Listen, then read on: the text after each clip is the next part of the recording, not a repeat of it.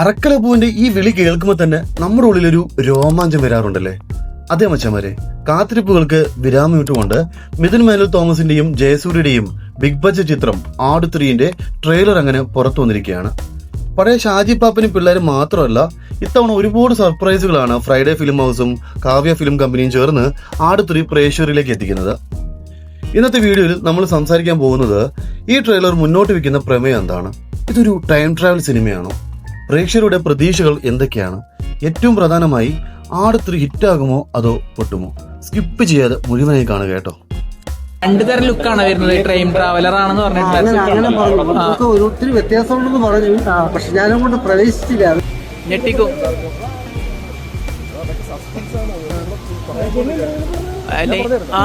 Train traveller മൊത്തത്തിൽ പറഞ്ഞു. Time ട്രാവലാണോ?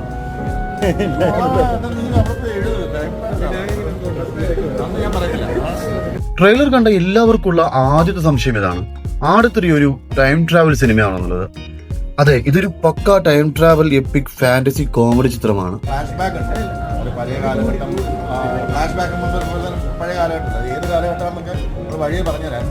Cinema ഒന്നിലധികം കാലഘട്ടങ്ങളിലൂടെയാണ് സഞ്ചരിക്കുന്നത്.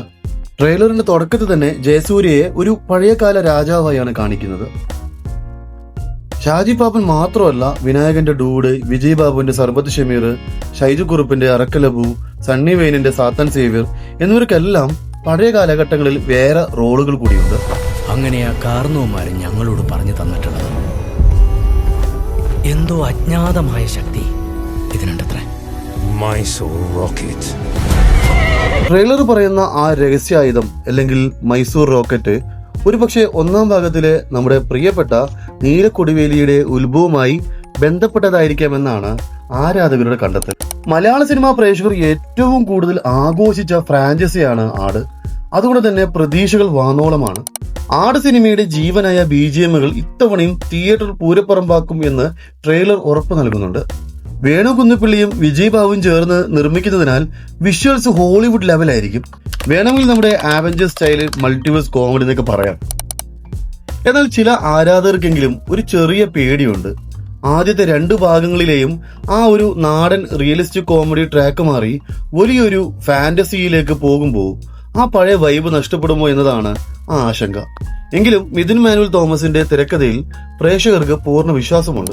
എവിടെയോ തുടങ്ങിയ ഒരു പാവം വടംവലിക്കാർ ആട് 3 എത്തുമ്പോഴത്തേക്കും അവരുടെ പോക്കും യാത്രകളും എങ്ങോട്ടാണെന്നുള്ളത് it's going to be a surprise for all of U.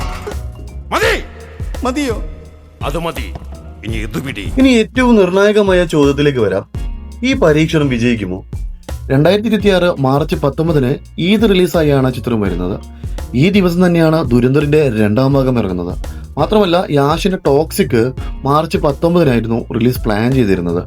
ഇപ്പോൾ അവർ അത് ജൂൺ 4 റിലീസ് മാറ്റിയിട്ടുണ്ട്. ആട് 3 ഭയന്നിട്ട് ഓടിയതാണോ എന്ന് സംശയിച്ചാൽ തെറ്റൊന്നുമില്ല. പക്ഷെ ഇപ്പോൾ നടക്കുന്ന ഇറാൻ വിഷയത്തിലും മിഡിൽ ഈസ്റ്റിലടക്കം നടക്കുന്ന പ്രശ്നങ്ങൾ കാരണം അവരുടെ വൈഡ് റിലീസിനെ ബാധിക്കും എന്നൊക്കെയാണ് കാരണങ്ങളായി അവർ പറയുന്നത്. എന്തായാലും ആട് 3 ഇപ്പോൾ മുട്ടാൻ പോകുന്നത് ദുരന്തറുമായിട്ടാണ്.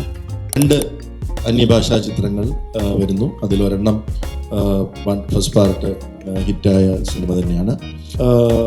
ആട് എന്ന് പറയുന്നത് മലയാളികളുടെ സ്വന്തം ഫ്രാഞ്ചൈസി. എന്താ ഞങ്ങൾ കൊണ്ടുവരുന്നു. ഇനി നിങ്ങൾ പറയോ അതിൻ്റെ കൂടെ വേറെ പടം ഉണ്ടായിരുന്നല്ലോ, ഇനി എന്ന് പറഞ്ഞ് ഞങ്ങളെ കാര്യമായിട്ട് നിങ്ങളെന്താ ഒറ്റക്കിറക്കാന് എന്നൊന്നും ചോദിക്കരുത്. പിന്നെ ആദ്യത്തെ ദിവസം തിയേറ്ററുകളിൽ ഒരു ബോക്സ് ഓഫീസ് സുനാമി ഉറപ്പാണ്.